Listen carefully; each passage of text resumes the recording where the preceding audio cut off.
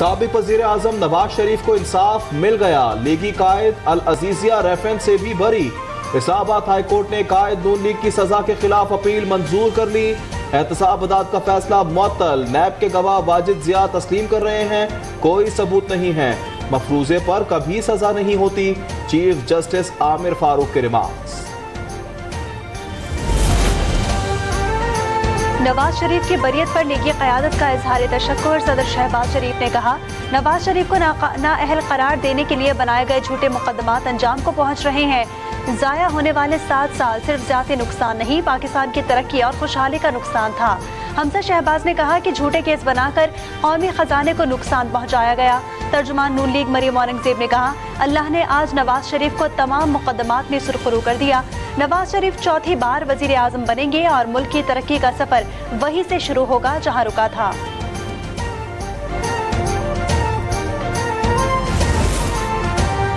जुल्फिकार अली भुट्टो की फांसी से मुतल्लिक सदारती रेफरेंस पर 11 साल बाद समाअत। अटॉर्नी जनरल मंसूर उस्मान के दलाइल में नसीम हसन शाह के इंटरव्यूज का हवाला।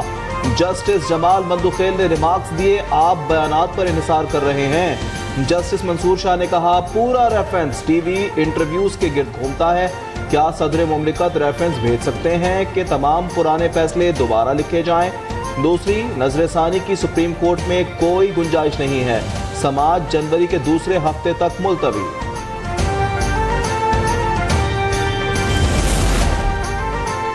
जुल्फिकार भुट्टो रेफरेंस में अदालती मुआवन मुकर्रर। साबिक जस्टिस मंजूर मलिक, ख्वाजा आरिस, सलमान सफदर, रजा रब्बानी, खालिद जावेद, जाहिद इब्राहिम और यासिर कुरैशी शामिल। नसीम हसन का इंटरव्यू फराहम करने के लिए निजी टीवी चैनल को नोटिस जारी। तवील अरसे अल्तवा पर चीफ जस्टिस ने माजरत कर ली। कहा, देर आयद दुरुस्त आयद। अदालत ने आज की कार्रवाई का हुक्मनामा लिखवा दिया। जनवरी से समाअत रोजाना होगी। इल्तवा कबूल नहीं किया जाएगा।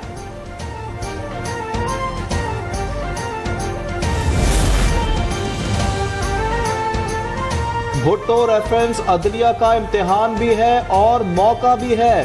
कायदे अवाम वापस नहीं आ सकते, मगर अदालत इंसाफ पर मबनी फैसला सुना सकती है। बिलावल भुट्टो की मीडिया से गुफ्तगू। कहा, कौम को बताया जाए, जुल्फिकार अली भुट्टो मुजरिम नहीं, मजलूम और बेगुनाह थे। आमिर ने जो गलती की उसे सामने लाया जाए। जुल्फिकार भुट्टो के फांसी के फैसले ने इंसाफ का ऐवान दागदार कर रखा है। नवासी आसिफा भुट्टो का ट्वीट लिखा कि आज एक गलत इकदाम तब्दील करने का मौका है। बख्तावर भुट्टो ने कहा कि शहीद भुट्टो का दामाद और नवासा तारीख से उनकी बरियत यकीनी बना रहे हैं। बेनज़ीर जिंदा होती तो उन्हें आज इस पर फख्र होता।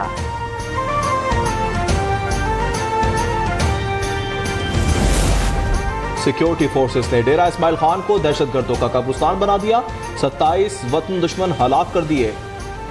दराजिंदा में 17 और कराची में 4 तकरीबकार मारे गए। बहादुरी से लड़ते हुए 2 जवानों ने अपनी जान वतन पर निछावर की। दुश्मनों के ठिकाने तबाह करके बड़ी तादाद में असलहा और बारूद बरामद कर लिया।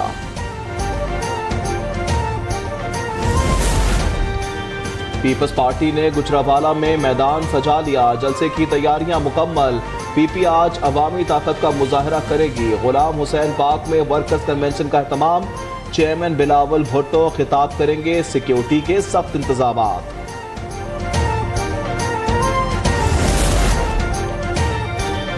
जितना बर्दाश्त करना था कर लिया। जंग मुसल्लत ना करना, हम शहीद होंगे मगर शिकस्त तुम्हारा मुकद्दर होगी। कन्वीनियर एमकेएम खालिद मकबूल सिद्दीकी की ललकार। कहा, हमारे सब्र के पैमाने में तेजाब और बारूद भरा है, इसे छलकने ना देना। कराची मच्छर कॉलोनी में जामहाक अफराद की नमाज जनाजा अदा कर दी गई।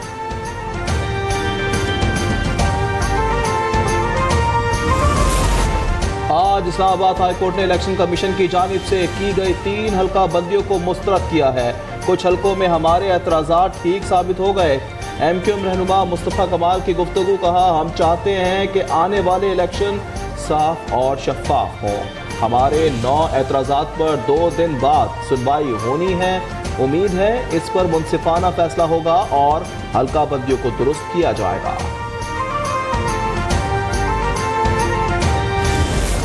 गजा में सेहूनी दहशतगर्दों की फिरौनियत जारी। खान यूनिस, जबालिया और रफा पर बमबारी। 200 से ज्यादा अफराद शहीद।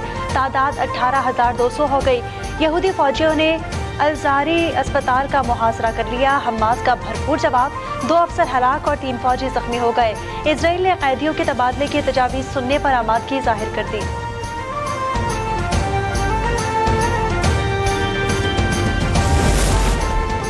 जस्टिस मज़ाहिर नकवी ने सुप्रीम जुडिशल काउंसिल की कार्रवाई को जाली करार दे दिया। चीफ जस्टिस और सुप्रीम कोर्ट के जजेस को खुले खत में लिखा, आखिर तक मुकाबला करूंगा। काजी फायज ईसा और जस्टिस सरदार तारिक मसूद ने साबिक चीफ जस्टिस को मेरे खिलाफ कार्रवाई करने के लिए खतूत लिखे। मैं पाकिस्तान की सियासी अशराफिया के हाथों खेलने से इनकार पर उसके नताइज भुगत रहा हूँ।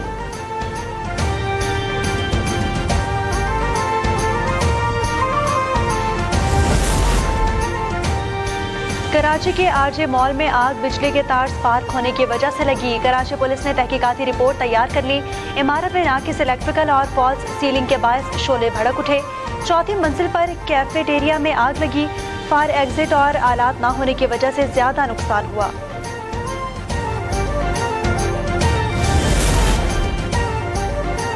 स्टेट बैंक ने शरह सूद 22% पर बरकरार रखने का ऐलान कर दिया। एलामिया के मुताबिक मॉनेटरी पॉलिसी कमेटी इजलास में शरह सूद बरकरार रखने का फैसला हुआ। मॉनेटरी पॉलिसी कमेटी के इजलास में अंदाजा लगाया है कि माली साल 2024 की दूसरी छमाही में अफराते ज़र में नुमाया कमी मुतवक्के है।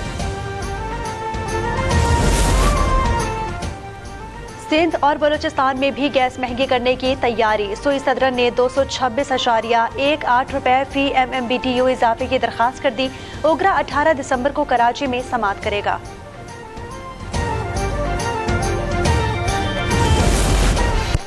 और स्टॉक एक्सचेंज में मजबूत रुझान रहा। मार्केट 414 पॉइंट्स के इजाफे से 66,426 पर बंद हुई।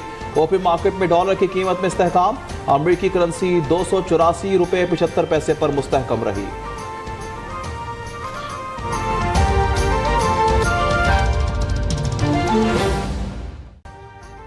अभी सब्सक्राइब करें ताकि कोई खबर रह न जाए।